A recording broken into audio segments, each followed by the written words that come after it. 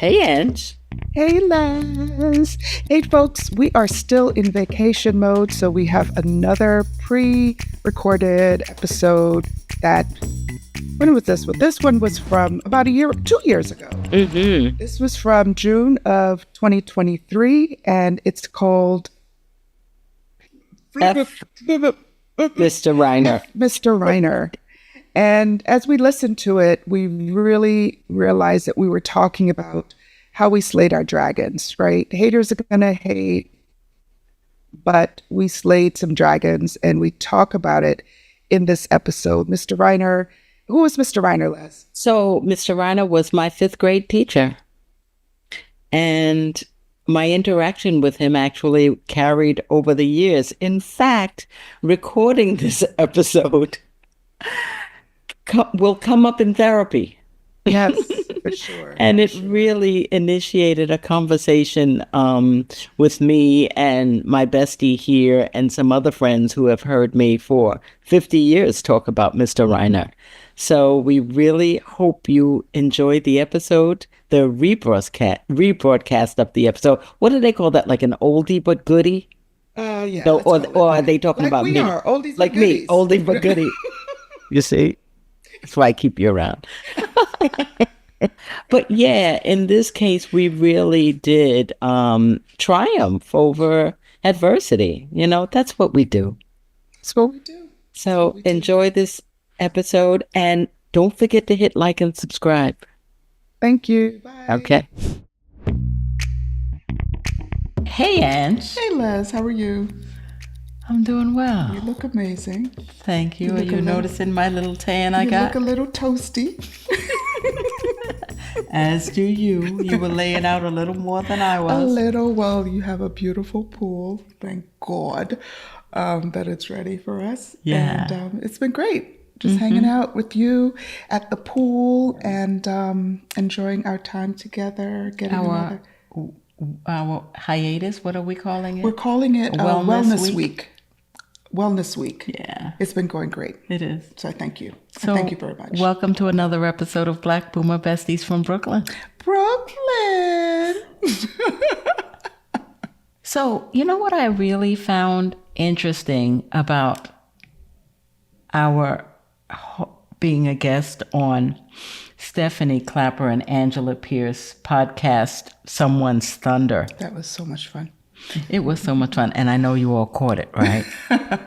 Listen, shameless plug. When you get asked to be a guest on an amazing podcast, we feel like we have arrived. Yeah, that was big. I'm like, arrived. Why would they want to talk to me?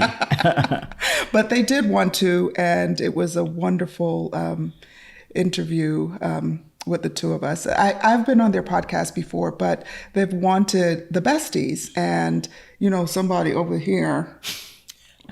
Her schedule was such that we weren't able to. I was saving lives.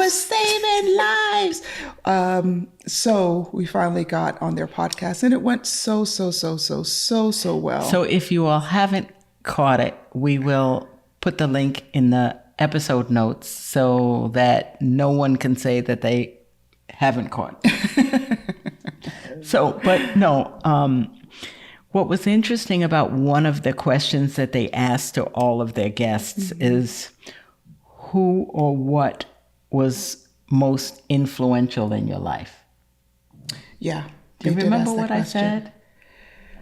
I do, because it was like a big aha for you. Turned out it really was a big aha moment, because for some reason I couldn't identify what was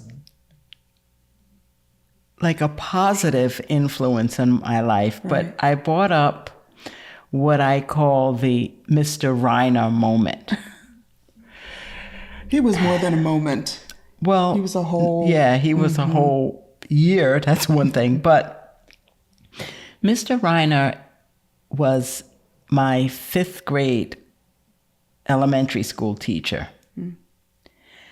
And while I can remember what he looked like, one of the most memorable things about Mr. Reiner was that he told my then best friend He actually called up her mother and told her not to associate with me. Something of the effect that I was bad news. Trouble. And her mother should not allow her daughter, who is new to the school, to associate with me. So why do you think that came up as an influence?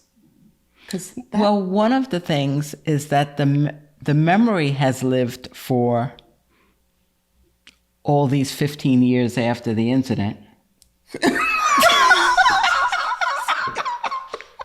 Leslie, you are hilarious. I'm like, wait a minute. I saw your brain thinking, 5th grade, 10 years ago, 15 years ago. Lord have mercy. Oh my gosh. You No. Okay. How many years, Les? How many years? That was 51 years ago. 51 years ago. And you still... know that between me, you, and others, Mr. Ryan's name comes up really often. All the time. Because we laugh at the fact that he thought I was a ne'er-do-well and that should stay away from me. Yeah. And the reason why it came up in the podcast, seriously and sadly for me, is that in addition to just being a running joke in my life, I realized that Mr. Reiner did have a really big effect on me. Yeah. And what he actually did to me, I believe, was plant a seed of success. Mm-hmm. Mm-hmm. Because it was what, like, whereas I'll show him kind of thing? I really think that I felt like I have something to prove to the Mr. Reiners of the world. Yeah. Yeah. At age 10, I didn't realize how much of a competitive person I am, but was at that time. But I've grown to know that I am very competitive. And it has informed my career choices for sure. Yeah. My educational experiences and so much of my life. And when Angela or Stephanie asked that question, he was the first thing that came up. That was I was shocked. What the what? I was shocked because the question was asked, the expectation, I think, was, even for you, was that it would be a positive influence. But this has always been, Mr. Reiner in our friend circle has always been an indication of stereotyping. But I think even more than that, it's been like, look how much something that was meant for bad turned for good. And how wrong he was. Yeah. Because we speak about him in the context of, I wish Mr. Reiner could see me now when I get these awards. Or when I graduated from medical school. Yeah. Or when I got my master's degree. And I was a teacher myself. We would always say, oh, where's Mr. Reiner now? But the reason you and I have talked about it ever since speaking about that was that, what if I wasn't the person that I turned out to be? Meaning, what if I did not have a competitive spirit? Or what if I allowed Mr. Reiner being an influencer in my life and my teacher and someone that I should emulate and listen to? What if I started believing the negative things that he thought about me? What do you think made you not do that? What do you think made you not do that? Well, a few things. One, I think that God has had his hand on my life for as long as I've been alive. So I think that he has always meant good for me. Right. and wanted me and allowed me to live my fullest potential. Okay. And by doing so, he gave me the family that I have, to push me to excellence. Right.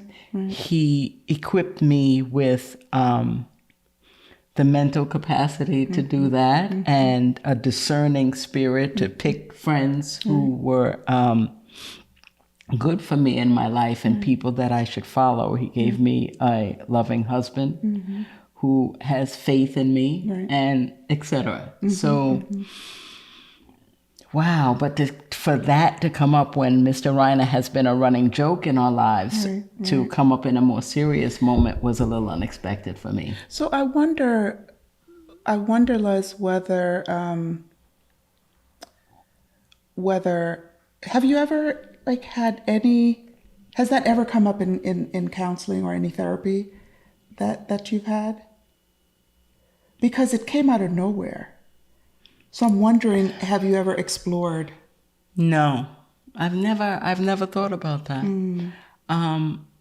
Like I said, the only time that I consciously thought or spoke about Mr. Reiner was in a joke. That's our friendship circle joke. Leslie's Mr. Reiner. But I think about the other Mr. Reiners in the world, and how many people, the Mr. Reiners, and I'll put that in quotes, how they've influenced so many people over the years and their lives, decisions, choices. And they may not have had those things that you mentioned. The gifts that I've been fortunate to have to steer us in the other direction, or to turn his words into a joke rather than take it seriously. Yeah, and have it be something that kind of was like reliving the negative. So when you God, I just lost my train of thought. I hate that. You know why? Because I was so intensely listening to what I was saying. To you. It'll come back. It always comes back. But here's one thing that I was thinking, and when I was a high school teacher. Yeah, that's it, if I could, because I'll forget again. Okay. So you have mentioned a few times that the main reason why you stopped being a That's teacher what I was going to say. Was because you, it wasn't your passion, and you decided that the students under your leadership deserved someone who had a passion. They needed someone who had more passion about it than I did. And do you think that subconsciously it was, I'm not going to be a Mr. Reiner?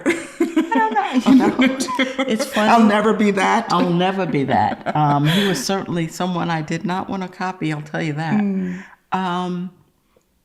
Well, coming from a family of educators, I knew what a good educator looked like. Right. And the conversations that we had with my family over the dinner table about their educational endeavors, Right. I didn't feel that in my heart.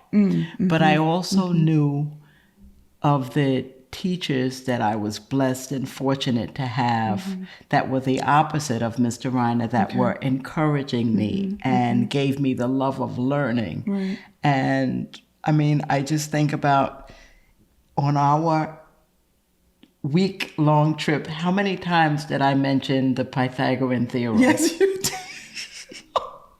And so we are such nerds. Such nerds. We're talking to landscapers about putting up a fence, and part of my property is sloped. Oh my so gosh. I clearly saw that as the hypotenuse, because we were trying to determine the height of the hill. Right. And I said, we have to use, so we would determine What was the base? What was the hypotenuse? The landscaper, this 25-year-old kid, was looking at us like these women have lost their mind, and we were all into it. We were like, sense to "This us. is how you do it. Which is the line? Like, and here's the 90-degree." Shout out to Brooklyn Tech. Shout out to Brooklyn Tech. Tech Night. Tech Night. Tech 80. But I have memories of my teachers and instructors that I can visualize them in front of the class, making education magic for me. Right. Okay. And then too, I just remember how dark and miserable being in Mr. Reiner's class, and like my only fun was sitting behind me and us like laughing at my friendship with her. She didn't listen to him, or her mother didn't listen to him. That was another great thing. So I knew that I wasn't giving my students what I had. Got it. And plus, I had this other thing, medicine, pulling me outside of education, and that's why I left. Right. Awesome. A couple things that come to mind. One is how many names of teachers who had positive influences on you can you remember? That's not to put you on the spot. That is to have us really think about how we're wired for the things that hurt, the things that causes pain, or when you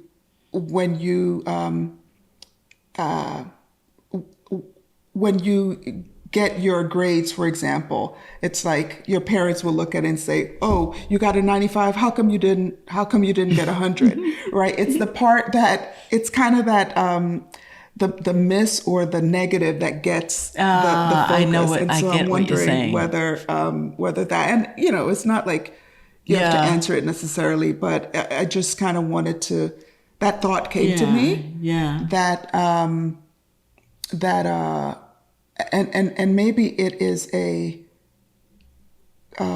it's a recognition of something that we might want to change, that we do put focus on the things that there's a whole area of psychology which is fairly new. I don't think it's more than a few decades old, called positive psychology, and where psychology had been, how do you fix what's broken in a sense. Psychology. And then positive psychology is basically how do you accentuate what's working well versus but it's like the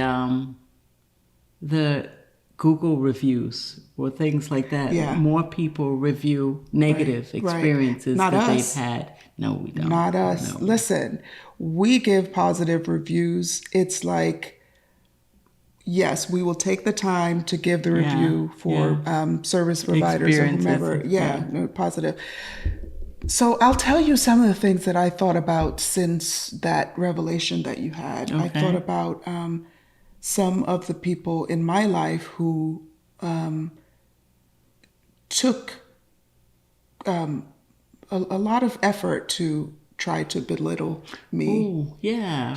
And fortunately, I couldn't think of a lot of people, but I did think of a few people, and call them out. Call them out. If you are listening, we're podcast co-hosts. Well, unfortunately, one of them was my first husband. I won't call him by name, but Oh, I will.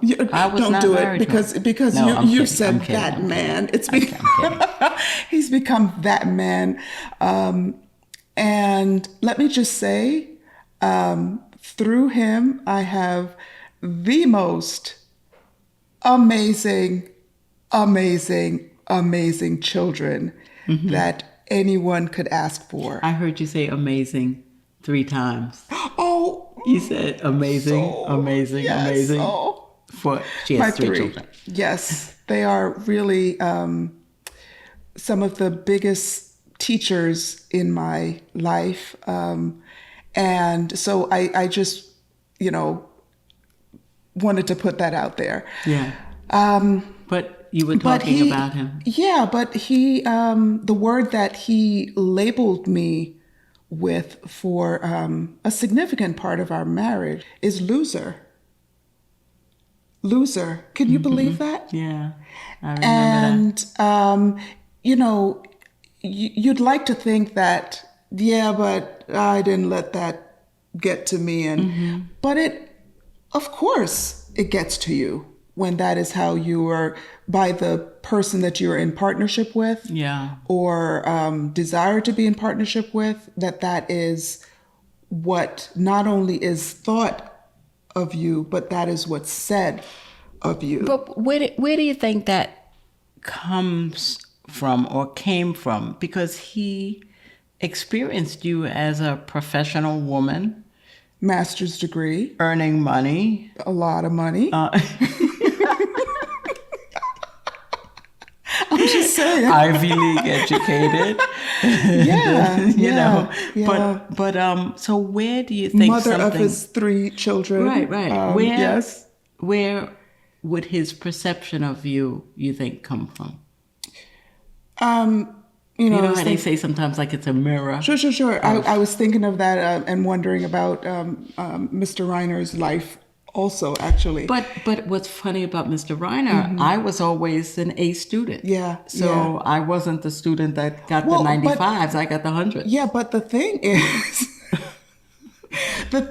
that it has nothing to do with who we are. It's And about our them. achievement. Yeah. It's about them. And so to answer your question, I think where that came from was projecting accomplishments that he didn't have. And so it was a way of, well, if I don't have these things, I'm going to belittle the person who does. I think that is what was going on in that situation. Instead of eliciting your help. Well, he couldn't ask you for help because he had too much pride for that. Right. Yeah. Right. But it was something that time and during that marriage is when my personal experience with Jesus Christ became really strong. And so there's nothing that I would change, because the result of all of that was a closeness to Christ that I'd never had before. And that helped me a lot in kind of processing and understanding who I was in Christ, and also who I was as a human being, and so on. And and that was that experience and being strengthened by that is something that I would never have given up. When you find yourself going from being in a state of mind where somebody else is controlling your emotions, to feeling like you're living such a principled life, that your children aren't seeing you change your countenance when your husband comes home, right? And being in joy with them, and then when dad comes home, everything kind of gets sad and sullen, and just based on how he's feeling, or joyous and happy based on how he's feeling. And so it was really a transformational time in my life when I realized that trying to please was a very different thing than trying to bless someone. Pleasing someone and kind of getting into that enabling thing is what I changed. And it became more that blessing someone sometimes means saying, no, you're not gonna, it's not okay for you to treat me this way, right? But how did you come to that? Well, I came to that because I started to realize the magnitude of my value. You know, I started to realize that what he saw in me had zero to do with who I was. And it's so funny that you say that, because while you're speaking, I'm thinking the same thing. Yeah. And I think this is why I never really held any ill will toward Mr. Reiner. Mr. Reiner. Instead, he just became a joke. Oh. No, really. And that's why I didn't personalize it. Remember the YouTube interview we were listening to with Barbara Walters and Dolly Parton Dolly today? Parton, my favorite, yes. So remember how Barbara Walters was essentially insulting her and calling her a joke. Over again, yes. Aren't you a joke? And you're a hillbilly and what have you. And Dolly Parton never broke her countenance, and she never dropped down. She always stayed poised, because she says that it seemed like she felt like I never took this woman seriously. Right. She said in the interview, I know who I am. I know who I am. So she never took that on. Exactly. And I think that's why I never, succumbed or felt that way, or really was beaten down by that man, even as a 10-year-old. Right. So when you say that about the state of your marriage, I get it. Yeah. And I think for, it's certainly, in this case, I was much older than 10. But when you are in an intimate partnership, and when your expectations of marriage look a certain way. Yeah. And when you're not sure if it's you know what I mean? And you mean that's the problem? Yeah. Yeah. Right. And then I know for me, I was always considering, what are my children taking away from this? That's true. It took me a while. It took me a while to, and by the grace of God, reach the point where I was like, what? This is not the way that it's supposed to be. This is not the way that I'm supposed to feel. This is not, this is all his stuff and not mine.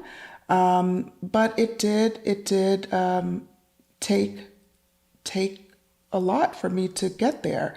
But the change was fundamental. It wasn't like a hem and haw. And once I knew, and I saw a change in you. Yeah. Also, because when you told me that you were divorcing, the two of you were separating, and you were leaving the state and going elsewhere. Right. It wasn't with that umbrella of melancholy, Yeah, I was it clear. was resolved. It was resolute. Absolutely. And you and the children were looking forward to this new type of thing. There's so much that was unknown. You don't want to look back. Exactly. There was so much that was unknown, but I knew everything. I knew that I was going to be taken care of. I knew that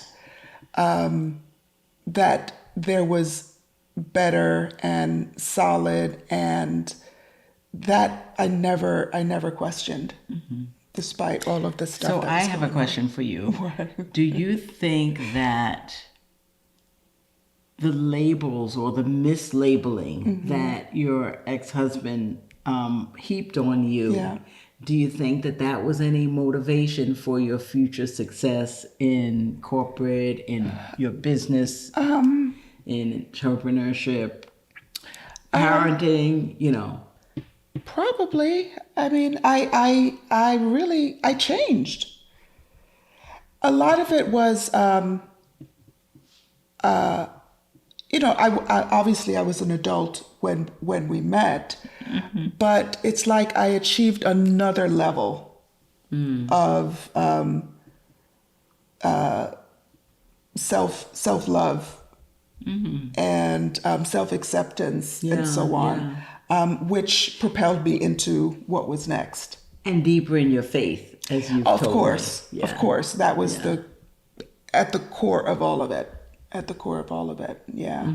Yeah. But Ange, Yeah. you know, what else that brings up, and I think this is the most important point about why we're speaking about this, is that it makes me more mindful of the things that I say to people. Absolutely. Absolutely. It makes me more mindful of how I speak to my patients. Yeah. If I want to encourage a patient, Right. or if I want to educate a patient, I have to be careful and think about what are some of the messages that would be most effective, Right. Okay. and have the most longevity Right. with them. Because remember, the population of people that I'm speaking to are often ill. They're Very often ill. troubled. They are often certainly distracted. Right. Right. And perhaps the last thing they want to hear is my advising them to stop smoking. Or chastising them, or yeah. Right. So I have to be mindful of my presentation. Right. Because we hear certain things in certain ways. Yeah. You know what I mean? Yeah. I was also thinking about how powerful words are. Remember that we used to say sticks and stones can break our bones, but words can never hurt us. Yeah. I was thinking about that and the idea that words can actually kill. And can I go off on a little tangent? Oh, May I? it wouldn't be you if you didn't. So seriously, right? When you think about someone like Emmett Till, right? Words, that woman's words about her lie, about what he did and who he was, and, led to his murder is not even his Lynching. His lynching, his Torturing. The lack of humanity of any level that he was given was the result of this person's words about what he did to her. So words can kill. And she came to mind really because I won't even call her name, but she recently died. And you all probably know that she recanted. She recanted her lie. She recanted what she said, that he spoke to her inappropriately, which led to these men murdering him. And she died recently, and so she's kind of been in the back of my mind, not her, but the idea that words are so powerful and people just use them with so little regard. That's where my mind went as we were talking about Dr. Reiner after the podcast episode. Don't call him Dr. Reiner. I keep saying Dr. Reiner. I don't know. Mr. Reiner. Fuck Mr. Reiner. I have to say that. We will mark this as adult content adult content because but of your language. He really deserves that. Wow. He really deserves that. So, have you considered forgiveness? What do you mean? Do you have unforgiveness in your heart for Mr. Reiner? Wait, let me just tell you for a second. You sounded like the end of a church sermon, like when my pastor would be at the pulpit and it's the end, and he's about to do the altar call. But after his sermon, he says, "So, do you have forgiveness?" Okay, so that's what you sounded like. All right, I'm sorry. Do you have forgiveness? No, but seriously, right? Because we all know that forgiveness is not for the person who caused the wrong. Forgiveness is for the person who is I'll tell you why I don't even think that's applicable in this case. Okay. And let me tell you why. Because I did not spend 50 years being angry or upset with Mr. Reiner. Okay. And I think maybe it's indicative of my lifelong nature of being jovial and lighthearted and glass half full kind of lady. Sunshiny. And sunshiny, like whatever. Sunshades So for, yeah. I never thought that I felt the weight of that on me. Right. You know? Right. So I was never upset with him enough that I had anything to forgive. Now? Are you now? I'm now. No. Now that you thought about him. Fuck Mr. Reiner. You're forgiven and everything. Yeah, you're forgiven, but still, you know.